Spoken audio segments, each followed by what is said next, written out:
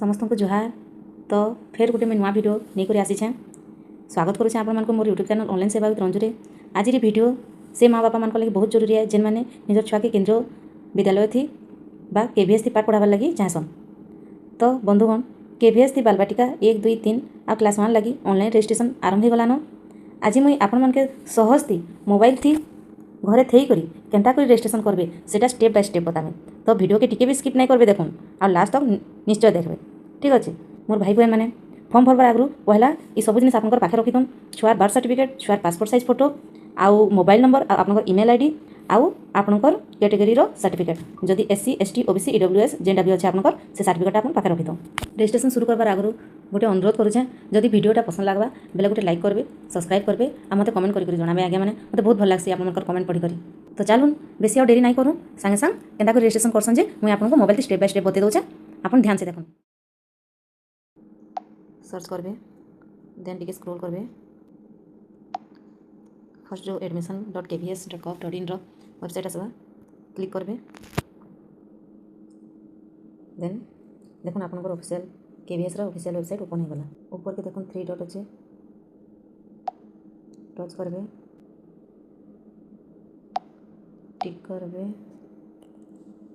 Site रे देखुन register option अच्छे ई जगह पूरा इंस्ट्रक्शन दीचे स्टेप बाय स्टेप आपन केनता केनता करी रजिस्ट्रेशनटा करबे।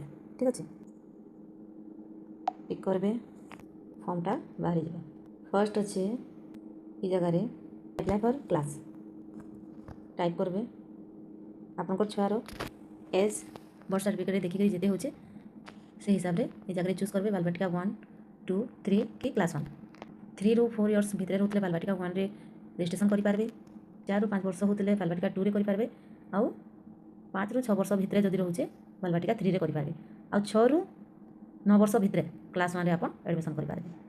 तो आपन इनु गोटे छुआर फॉर्म भरुचे तांकोटा करके बताऊे फर्स्ट नेम ऑफ चाइल्ड जगह लिखबे छुआर फर्स्ट नाम कैपिटल लेटर लिखबे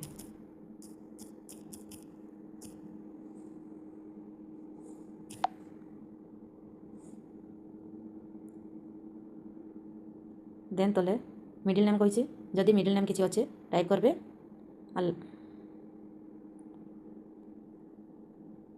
आधा लास्ट नेम टाइप करबे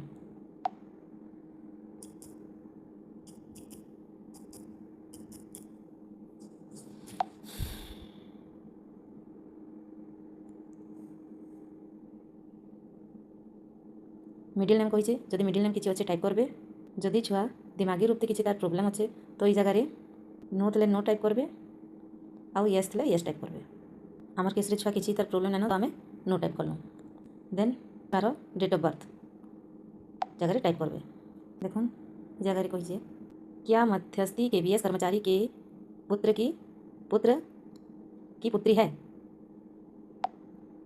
कही केवीएस रे काम करुवार तांकर पुओ कि झील अटे क्या जदि हाँ थिबा एस करबे आ जदि नाई थिबा नो करबे जिन छुआर फॉर्म भरुचे से नो हे से तो मुई नो टाइप करली देन ईमेल आईडी तापरे देखुन साइट आडे मोबाइल नंबर कही मोबाइल नंबर टाइप करबे थोड़े चेक करदेबे सब ठीक अच्छे कि नाई तापरे साइट आडे देखुन कैप्चा अच्छे ये कैप्चा के आपण माने एंटर योर कैप्चा हियर ये जगह टाइप करबे भल से टाइप करबे देखिक देखुन रजिस्टर होगा मोबाइल के आपनकर ओटीपी आसबा ओटीपी के देन आउ थे कैप्चा टाइप करबे देन वेरीफाई रे क्लिक करबे देखुन आपनकर रजिस्टर होगा मेसेज भी पलैला एंता मेसेज आवा आपनकर फोन के इटा के आगे माने प्रिंट करी रखबे कि मोबाइल करथिले डाउनलोड करी रखबे जगह देखुन प्रिंट ऑप्शन देइछे क्लिक करबे मोबाइल रे जदि करूछन सेव कर देबे मोबाइल में इटा सेव करिछे इंटर करी साला परे कि मोबाइल सेव करी साला परे क्लिक हियर जेन अच्छे एटा के क्लिक करबे आपनकर सामने नेक्स्ट पेज ओपन हेबा देखुन ई जगह इंटर लॉगिन कोड लिखा है जेनटा आपन के मेसेज आसीथिला से लॉगिन कोड के से जगह टाइप करबे अपन टाइप कर देली नेक्स्ट अच्छे डेट ऑफ बर्थ जेनटा अपन छुआर डेट अफ बार्थ जेनटा अच्छे सेटा टाइप करदेवे। देखो डेट अफ बार्थ टाइप करदेली। देन तले मोबाइल नंबर टाइप करबे। मोबाइल नंबर भी टाइप करदेली। देन जगह आपन फिर थोड़े कैप्चा फिल करबे। लॉगिन अच्छे अपन लॉगिन के टच करबे। देखुन नेक्स्ट पेज बाहरिला। फास्ट जगह अच्छे चाइल्ड इनफॉरमेशन। पहला हमको छुआर डिटेल्स देवार के पड़वा। ये जगह देखुन तार ना आसीगला, सरनेम आसीगला, तार डेट अफ बर्थ पले आसला, छुआर date of birth certificate number मागुचे इनो टाइप करबे। बर्थ सर्टिफिकेट बाहर करबे। सब डॉक्यूमेंट पाखे रखिथे आज्ञा। रजिस्ट्रेशन नंबरटा ही सर्टिफिकेट नंबर है। ये जगह टाइप करबे। देन छुआर आधार कार्ड नंबर टाइप करबे। देन ये जगह देखुन इनो आइडेंटिटी एबल कहीचे जदि हाँ अच्छे येस लिखबे, नाई न जदि नो लिखबे। मुझे आगु नो देती बेले मोर नो ऑप्शनटा बाहरी। ये जगह छुआर जेंडर सिलेक्ट करबे। मेल है कि फीमेल है कि थर्ड जेंडर है जेनटा थे आपन छुआ से आप फिलअप करबे। मोर केस मेल अच्छे मैं मेल टाइप कली। मेन कथा है ब्लड ग्रुप छुआर जदि ब्लड ग्रुप टेस्ट नहीं करी तो ब्लड ग्रुप टेस्ट करी आप रजिस्ट्रेशन लगे जी। ये जगह आपको ब्लड ग्रुप लिखबार पड़वा। इन ऑप्शन बाहरी जाऊँ देखुन जेनटा आपन छुआर ब्लड ग्रुप होता आप जगह दे पारे।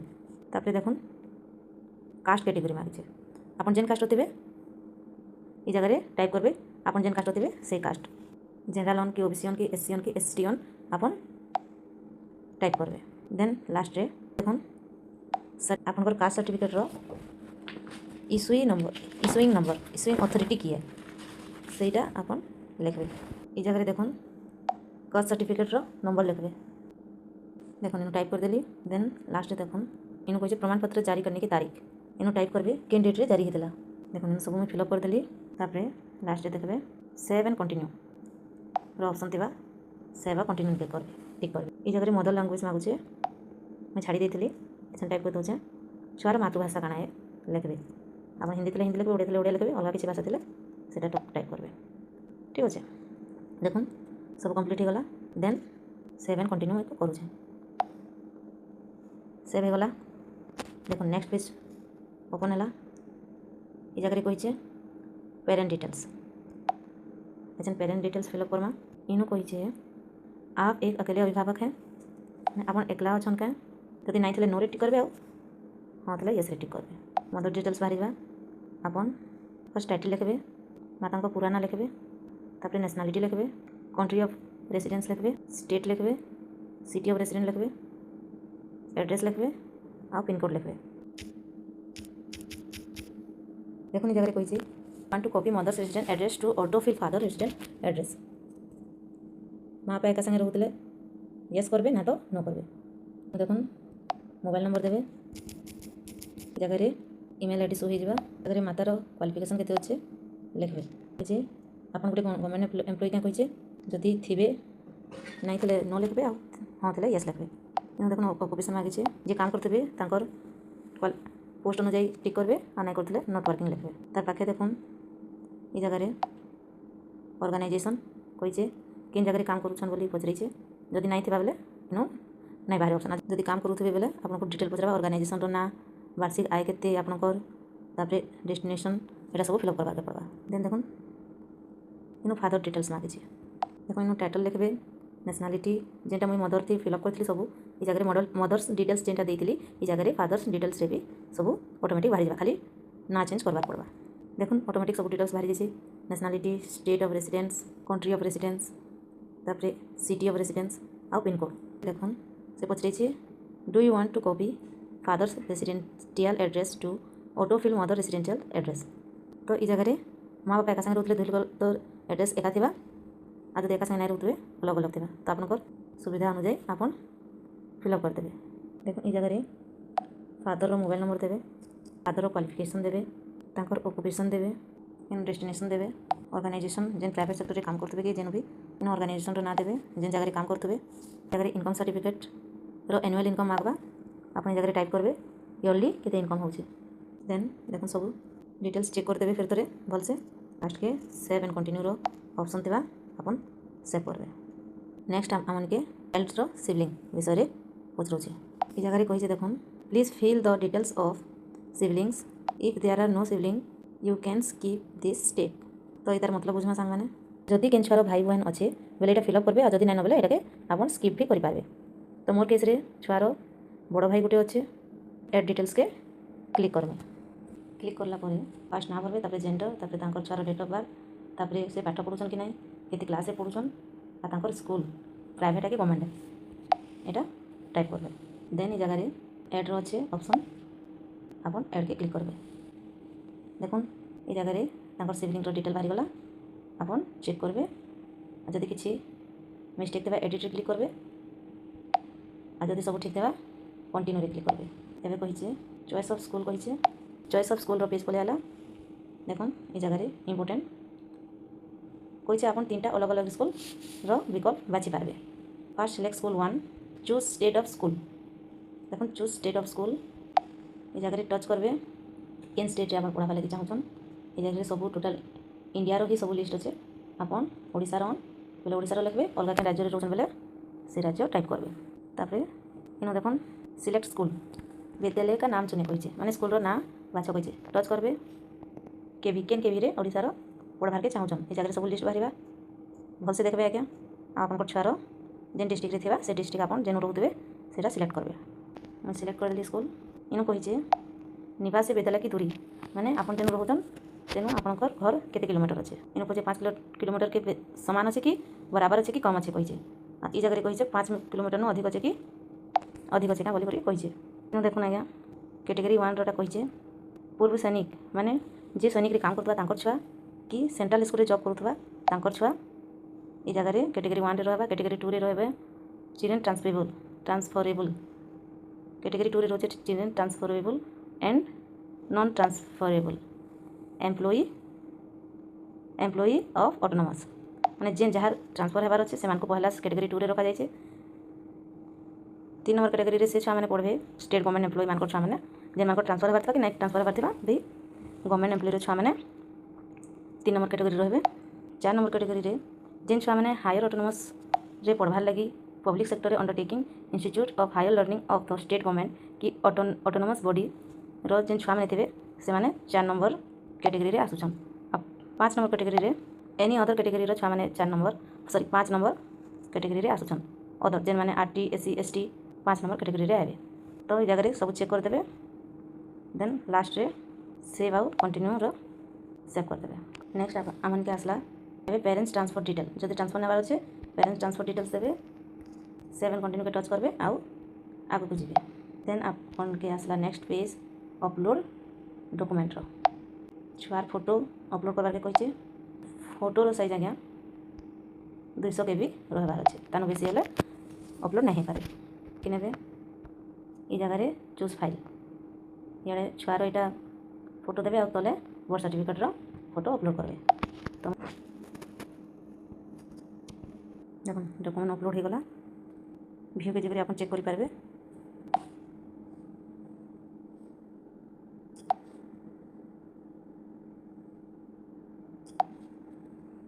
देन देखुन छुआर जदि सिलेक्शन हला तो ये कागज पत्र मैंने रेडी कर रखी birth certificate passport size photo proof of residence caste certificate जदि से बीपीएल अंतर्भुक्त अच्छा सेटा इन सर्विस कैटेगरी अच्छा सेटा और ट्रांसफर सर्टिफिकेट सब रखी थे। लास्ट रे सेव एंड कंटिन्यू रे क्लिक करबे। देखुन आपन सामने प्रीव्यू बाहरी गला छुआर सब चेक करदेवे। Login code save and continue option अच्छे आपन टिक करबे। देखो जगह डिक्लेरेशन बाय द पेरेंट्स आसबा ई जगह टिक देबे। प्रोसीड टू वेरिफिकेशन के टिक करबे। ओटीपी आसबा जेन मोबाइल के देछन आपन ओटीपी फिलअप कर दोछन कैप्चा फिलअप करबे। Then verify and submit application पे क्लिक करबे। आपन को मैसेज पले आसबा आपन को एप्लिकेशन देखुन सबमिट हो गला।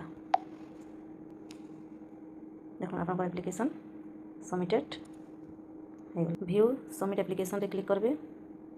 तले देखुन प्रिंट ऑप्शन अच्छे प्रिंट करि पकाबे।